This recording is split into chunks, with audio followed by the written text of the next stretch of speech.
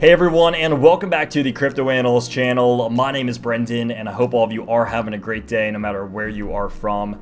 And today we have a lot to unpack as the traditional markets are just getting destroyed, and cryptocurrency seems to be following right alongside them. But despite all of this, crypto is having a lot, and I mean a lot of very positive news come out. We have another country that is adopting Bitcoin as legal tender, and we also have some major players in the cryptocurrency space, or rather some major companies that are going to be joining into the cryptocurrency space like Fidelity and Twitter.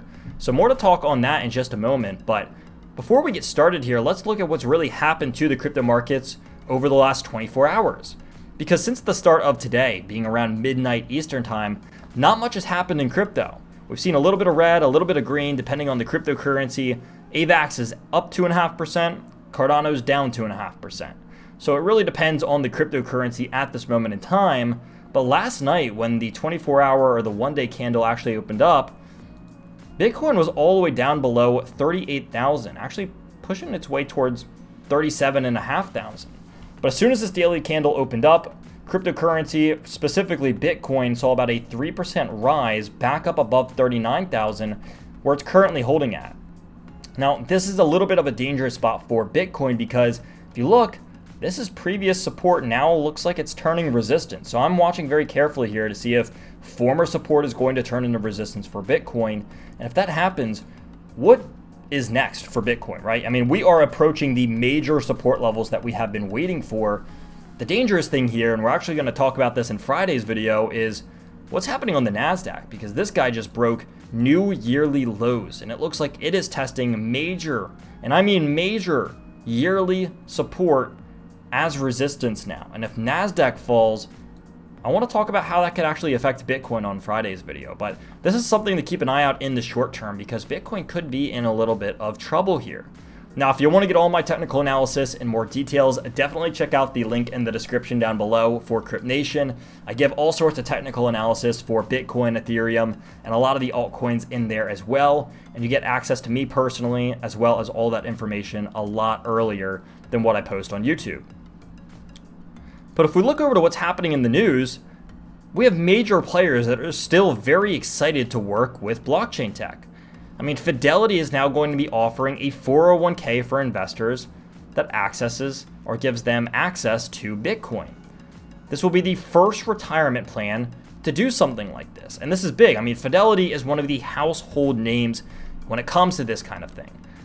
If you are looking at any kind of a 401k or a retirement plan or anything like that, the odds are you've heard of Fidelity. Even if you don't have any of that, you still probably heard of who Fidelity is. I mean, they are one of the major players in this space. And what this looks like to me, and what I see from this, is that if Fidelity is going to do this, their competitors are going to have to be forced to do this as well, because it just won't fly if someone in this industry is doing something that everybody wants, but no one else is doing.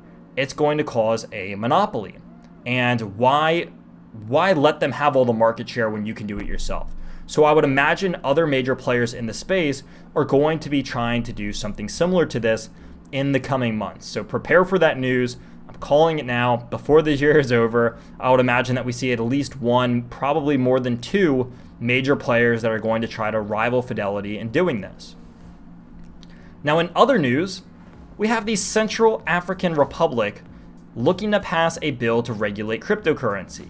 Now, when we talk about cryptocurrency regulation, we always tend to think that there's this negative, awful connotation that comes along with this. Regulation is a bad thing for cryptocurrency, right? Well, in reality, it's not always a bad thing. I would say actually more often than not, crypto regulation is a good thing. And this is the Central African Republic looking to regulate cryptocurrency so that Bitcoin can be legal tender. This would make them the second country to do so, second only to El Salvador. Now, if Bitcoin is legal tender, this means that there are ridiculous tax breaks and tax exemptions for people who use Bitcoin. This would attract a lot of people to do business in these areas, potentially even move to these areas. Again, Central African Republic and El Salvador, probably not the ideal place for most businesses to move to, or for most very wealthy people to move to. There's other options out there that offer very low cryptocurrency taxes that are more first world, I guess you could say. But this is a domino effect. We saw it start with El Salvador. It's now happening in a second country.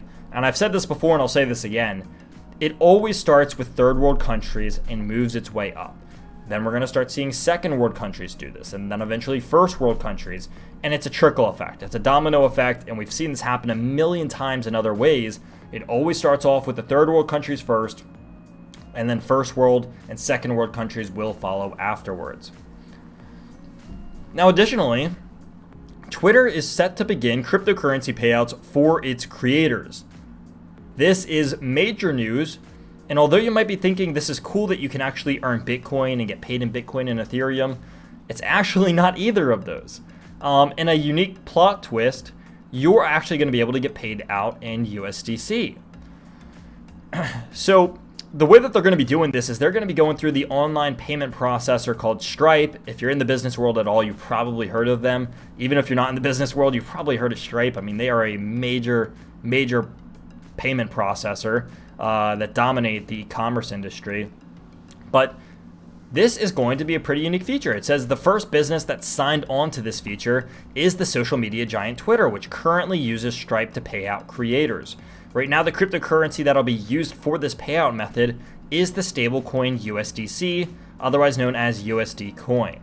So this is it's unique, right? This is a little bit strange that you can't get Bitcoin or Ethereum yet, but it makes sense that they're going to offer a major stablecoin like USDC. I appreciate them not creating their own stablecoin and saying we're going to pay you out in this. It'd make it a whole lot more complicated because USDC is accepted almost everywhere. If you don't have an exchange that offers USDC, I would be a little bit concerned because so many different platforms offer this. So I understand why they decided to go through it. It makes sense. It's stable. Your payments aren't going to range over time. If Bitcoin falls 30%, you're not going to get 30% less of your payment. So it makes sense. And if you want to buy Bitcoin or something with it afterwards, you can easily do that just as well. So it makes sense as to why they went with USDC. Maybe in the future, we'll see Bitcoin or Ethereum or another major cryptocurrency being offered as payment methods. And part of me wonders if this is the work of Elon getting in there. I don't think so because he just got in, but it makes you think, Elon gets in and all of a sudden cryptocurrency, or rather Twitter is going to be using cryptocurrency to pay out creators, or at least have that option for them. So who knows? In the same world, Dogecoin jumped more than 20% after Twitter agreed to the Elon Musk buyout. Now, why is this significant? Because there is all sorts of talk happening right now as to how cryptocurrency, or how specifically Dogecoin, is going to be used on Twitter. Are you going to be able to tip creators? Are you going to be able to pay them? Are you going to be able to donate to them? Are you going to be able to earn Dogecoin for tweeting? There's a million different ways that people have theorized how Dogecoin could be used in Twitter. There is absolutely no proof right now that it's going to be used in any way. Right now, it's just people throwing darts at a dartboard and hoping that they hit the right answer. But Dogecoin, nonetheless, seeing a very, very nice rally with Elon Musk's purchase of Twitter, which is as to be expected, as he has been a major player in the Dogecoin space.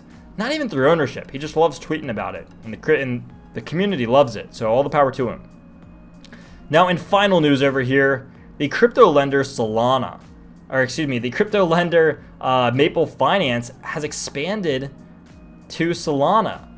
And this is pretty significant. And I want to find a portion down here talking about exactly what this looks like for Maple Finance. But they're a crypto that I personally like a lot. And the team over at Crypt Nation loves this guy. But Powell told Blockworth last month that Maple is targeting $5 billion in loans by the end of this year. About $3 billion is projected through Maple's existing business. An additional $1 billion would come from Maple's Solana offering, and the remaining $1 billion is expected to come from institutional lending to miners.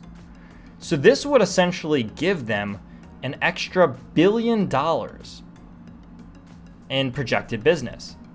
And so this is wild. I mean, that's a lot of money. That's essentially increasing what they were previously doing by almost 20 to 25%. So this is big news for Maple Finance, but also big news for Solana as well.